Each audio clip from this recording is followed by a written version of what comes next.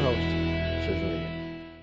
Hello, I'm Susan Regan, host of Connecticut Valley View, and my guest's reputation precedes him due to his historic achievements, both professionally and personally. I'm pleased to welcome Dr. Ben Carson, who was the Secretary of Housing and Development during President Trump's administration. He was a 2016 U.S. presidential candidate. He is a former director of Johns Hopkins University, pediatric neurosurgery, and I might add the youngest, I believe. Is that correct? That's correct. Recipient of the Presidential Medal of Freedom, which is the highest civilian honor in the land. And in addition, you have received 70 honorary degrees. Having said that, Dr. Carson, it is known that you have often referred to your famous quote regarding your mother, Sonia Carson: "All that I am, or all I ever hope to be, I owe to my mother." I thought that was appropriate to start out for our discussion today. Absolutely. You know, my story is really her story. If there was anybody who was ever could claim to be a victim, it was her. Huge rural family in Tennessee, less than a third grade education, got married at age 13. Years later, discovered that her husband was a bigamist and had to try to raise two young sons on her own. And yet she never made excuses, but she never accepted excuses either. If we ever made an excuse, the next thing out of her mouth was a poem called "Yourself to Blame." The next question after that was, "Do you have a brain?" And if the answer was yes, then you could have thought your way out of it. It doesn't matter what anybody else did or said. And, you know, growing up in that environment, I think made both my brother and myself people who look for solutions rather than blame. Well, with that in mind, given the many accomplishments of your life, what do you feel are the areas that you've made the greatest contribution or the greatest difference? Well, I think in the field of education and helping people to recognize that it really doesn't matter where you came from. If you get a good education in the society that we live in, you can write your own ticket. It's interesting. One of the things I point out in the book, Created Equal, is that there's a lot of people today saying that there's systemic racism, and that's the reason that there's the wealth gap between Black families and white families. But interestingly, I also point out that if you look at Nigerian families in America, Ghanaian families and some others who have Black skin, yes, there's no wealth gap. Now, if you go and examine those families, what you find is that there's a tremendous emphasis on education and a tremendous emphasis on family and family values. Correct. And interestingly enough, if you look at traditional Black American families who have those values, there's very little or no wealth gap either. So perhaps we're looking at the wrong thing. Yes. I think that's one of the things. The comment has been made that, let's say in the older, more traditional Black individuals, that the family life was very important, and it was unique, and it was to be treasured, and it was to be focused on, and there was a father and a mother, and those traditional family things. I think that's what you're referring to. That provides the unity. Absolutely. And it really doesn't have anything to do with race. The same is true in white families, Asian families, Hispanic families. And when you look at the statistics of broken families, let's take Black families. If you look at children who are raised by a single mom in Black families, the poverty rate is 45%. Yes. The dad poverty rate is 36%. But when both parents are there, the poverty rate is 12%. Well, you did. Yes, I'm sorry. You did mention your new book, and you've written many books over the years, and your most recent, as you said, is called Created Equal: The Painful Past, the Confusing Present, and the Hopeful Future of Race in America. Now, it's been described as, for the purpose of the book, it's a hopeful inspiring roadmap for how America can come together. What was actually your catalyst for writing this book? I mean, there must have been something. Is it the current issue, or is it the current issues that we have, or was there something specific? It's the fact that in recent years, people seem to be trying to circle everything back around to race. Mm-hmm. And whether it's appropriate or not, that's what they're doing. And they're using the race issue as a cudgel to beat people into submission, to make white people feel guilty, to make Black people and other minorities feel like victims, and dividing our society. That's one of the biggest weapons that they use.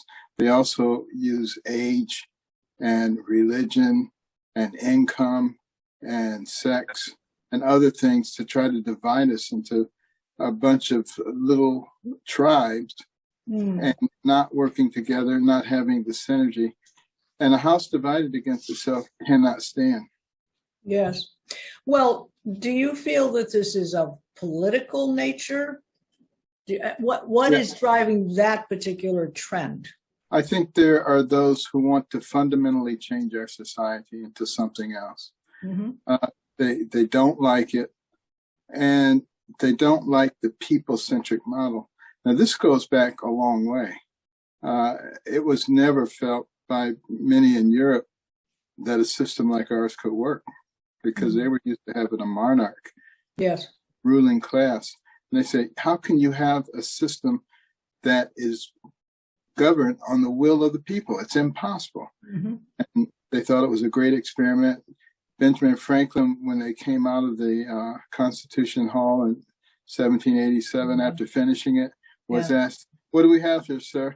A monarchy or a republic? Right. A republic, if you can keep it. There was a lot of doubt as to whether we could keep it. And I think right now is the severest challenge that we've had as for those who are creating total chaos in our society. Think about it. You defund the police. Mm-hmm. You let violent criminals out to terrorize the people.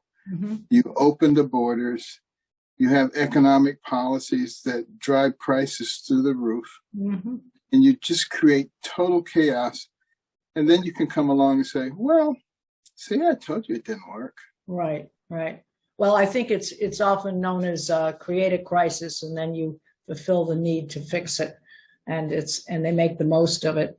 It's on a positive note, and with regard to this previous statement that you made, that you discriminate against people and incur this racial division, you talk about the beauty of America's diversity as well. Talk to that a bit. Well, you know, we are a nation that is composed of people from virtually everywhere who have a lot of different talents and different ways of looking at things. And we've benefited greatly from that.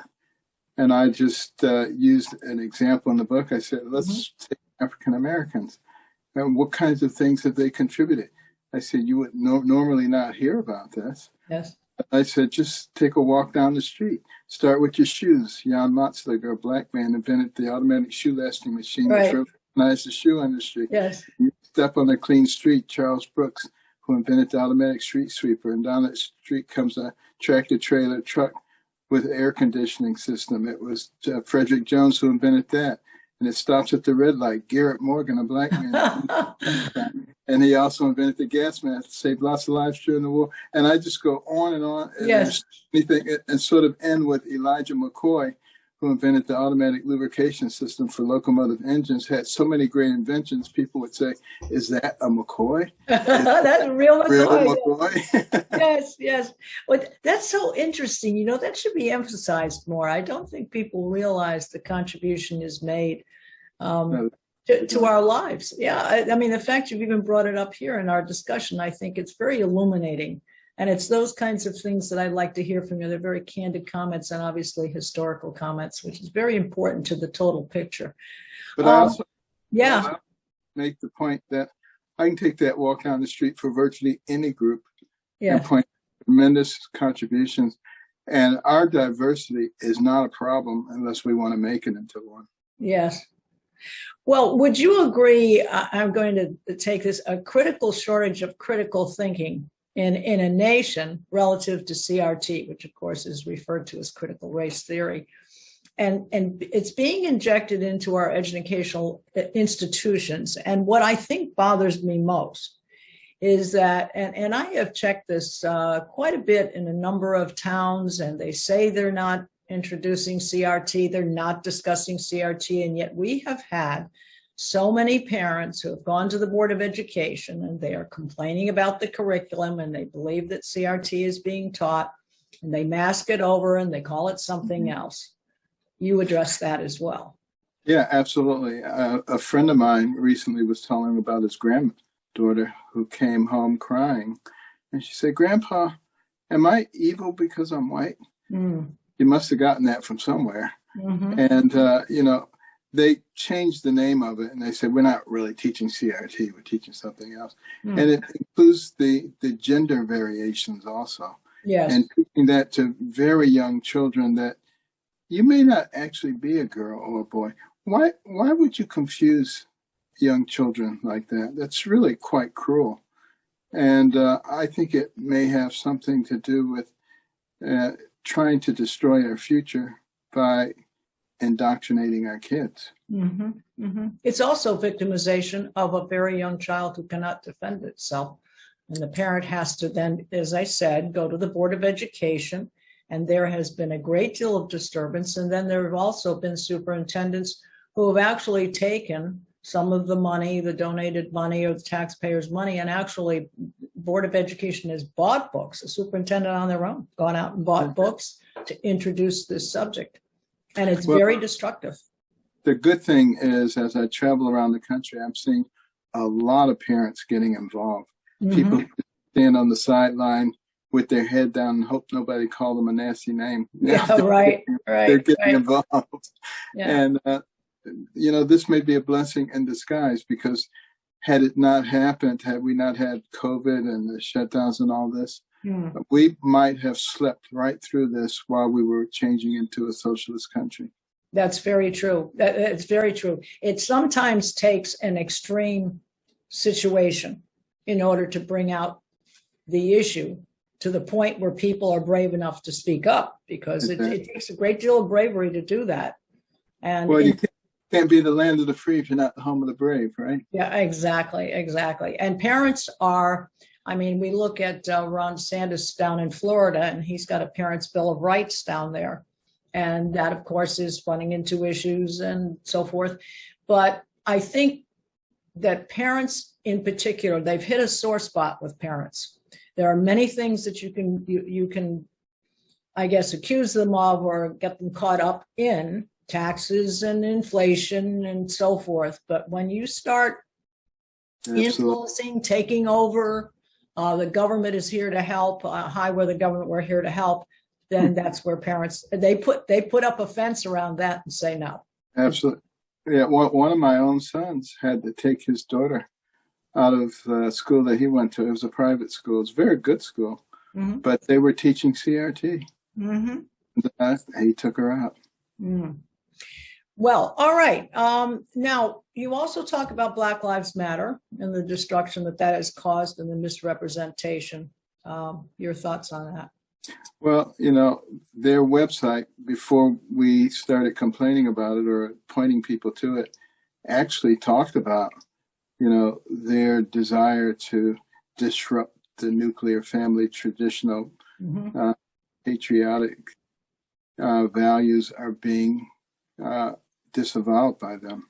Yes. And they admit that they are Marxist. At least they did. They're trying to cover that up now. And you look at the things that they're not doing anything that's helping anybody. No. And you notice that they only seem to get upset when a Black person is killed by a white policeman. But it can be, they can kill people all day long in Chicago, Black on Black crime. Are they complaining about that? No. And that's a much larger number. Yes. Yeah, I think you even speak to some of the statistics in your book as well, as the number of actual occurrences. Yes. Go ahead. Because when you see the number of actual occurrences, it's shocking. And there's a survey done asking people, how many unarmed black men are killed by police every year? And they're talking hundreds, in some cases thousands of Yes. Yeah. when in fact, even according to a liberal news source like the Washington Post, in 2018, it was less than 2 dozen. And we're talking about over 50 million police civilian encounters. So it's a tiny number. It's still a tragedy anytime it happens, and we need to be looking at ways to get that number down to 0. But we also need to deal with the real facts and not with things that are trumped up. Well, that's a perfect segue into my next question, which is how the media has incurred this misinforming, half the map, half the facts, not even the facts, just commentary. And you think about how silly it is for them to do that. The press is the only business protected by the United States Constitution. And there's a reason for that.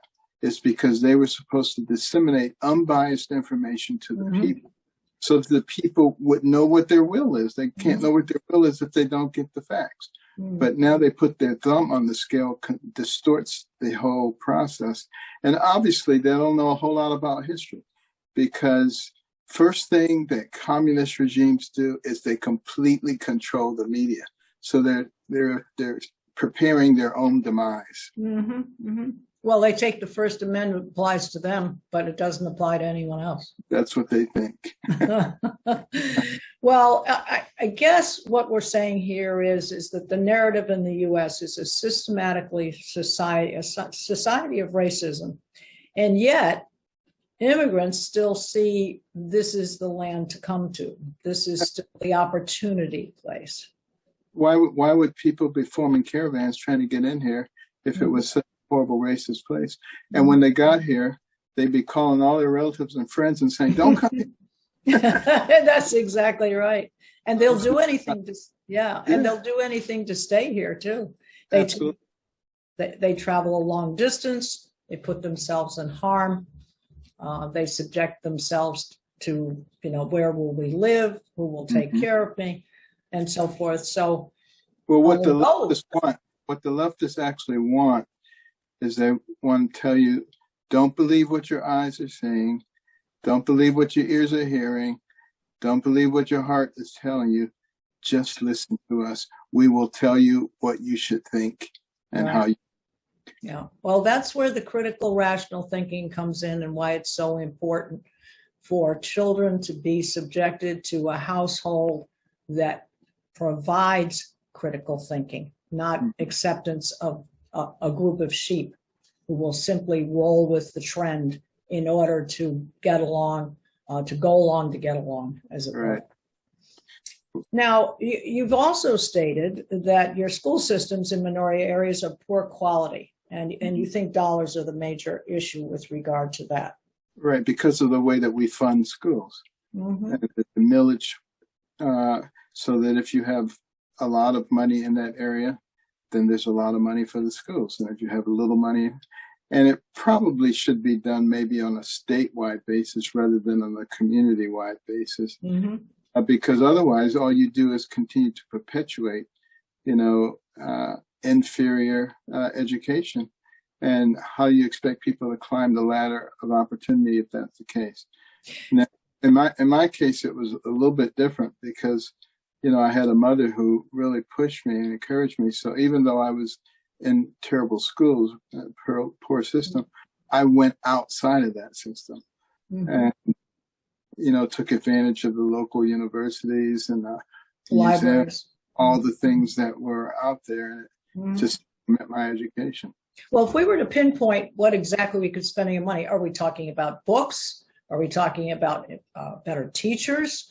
Are we talking about a better venue? It's the facilities and all of the facilities in general. I mean, I've been to some public schools in affluent areas that just blow you away with all the stuff that they have. I mean, it's just incredible.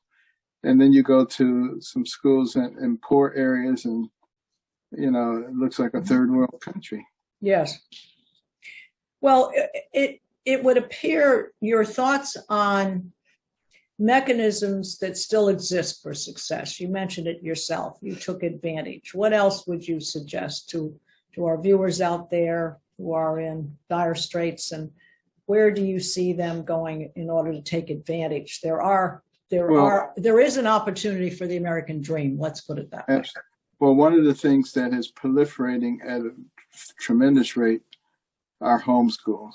Mm-hmm. And people are learning how to use their resources, to amalgamate their resources and to amalgamate their talents, mm-hmm. to provide superior education for their youngsters. Mm-hmm. And, they're able to create these co-ops and, take field trips and go to museums and do all kinds of amazing things. Mm-hmm. That seems to be working. I encourage that. I encouraged some of the charter schools that work. You have to have alternatives because that's the only way that the public school system is going to improve if they're being pushed. Yes. If they set the agenda, nothing's going to change. Sure, of course. Well, in your new book, Created Equal, The Painful Past, the Confusing Present, and the Hopeful Future of Race in America, it's all covered, and we want to let people know, I believe it is out now. And it came out this week. Okay, great. Good timing. It's available in hardcover and Nook book and audio CD, I believe. And anywhere that books are sold. Okay, anywhere books are sold. Well, my comment is this. Let us hope that the doctor's healing hand can cure our ailing world. And what's next for you? Now I know you've got irons in the fire. What are you doing next? Well, we're working very hard with the American Cornerstone Institute, which we started. It's a think tank / do tank, which focuses on those cornerstone principles that made us into a great nation: our faith, liberty, community, and life. Mm-hmm. And then we also have the pediatric program called Little Patriots. Mm-hmm.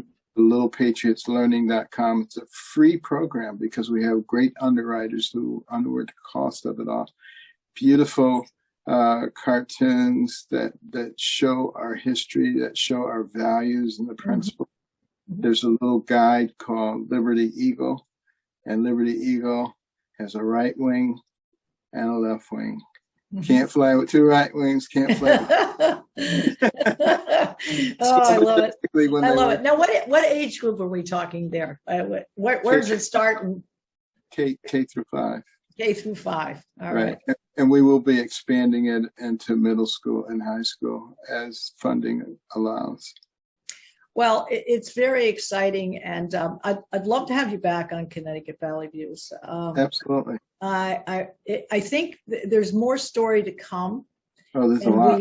Yes, I'm sure there is, and I'd like to know, people's reaction to the book. I think this is a hopeful, and we need hopeful, Dr. Carson. That's what keeps people energized. That's what keeps people keeping the American dream, the opportunity that it still exists. And the very fact, I think, that you've done the Little Patriots, that's where the children start to get, let's use the word, indoctrinated at an early age. And if you can do that, that will be the path they're on. What is it? So you plant the tree, so let's see, how the tree grows. And you need to do that early on, and then that's the way the children will go in the right direction. Even our enemies know that. Vladimir Lenin. Yes. Said, "Give me your children for 4 years to teach, and the seeds that I sow will never be uprooted." Oh, you have so many great expressions. They capture, I think, what people need to hear, particularly right now in these turbulent times. So again, if you come to Connecticut, love to do a live with you, and certainly would like to visit some of the schools and introduce your book, your website and your new book. I think that would be very exciting to do that together. I am very supportive of your effort. I'm very, very fond of Connecticut, having gone to college there. Yes, Yale, right? Isn't that right? Okay. That's right. Well, thank you very much, Dr. Carson. I very much appreciate your time, and we look forward to completing your book. I've started it and look forward to completing it. All right. Thank you. Thank you. This is Susan Regan, host of Connecticut Valley Views, and thank you for joining us today with my guest, Dr. Ben Carson. Please see all of our programs on ctvalleyviews.com. Thank you again.